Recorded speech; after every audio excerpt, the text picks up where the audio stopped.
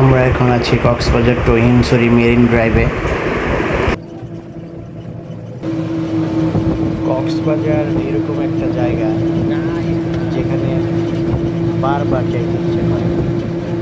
আপনি বাংলাদেশের বিভিন্ন জায়গায় যেতে পারেন, কিন্তু কক্সবাজারে যে যাবে, আপনি যদি মনে করেন যে না আজকে কক্সবাজার গেছেন, কিছুদিন পরে আবার আপনার কক্সবাজার যাইতে মন চাইবে। এইটা এরকম একটা জায়গা, এত সুন্দর সমুদ্র দেখতে পাইতেছেন।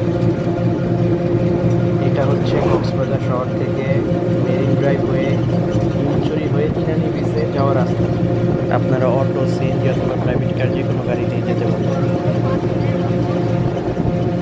তো আমরা অটোতে গিয়েছি, ভাড়া পড়ছে সারাদিনের জন্য 1000 টাকা।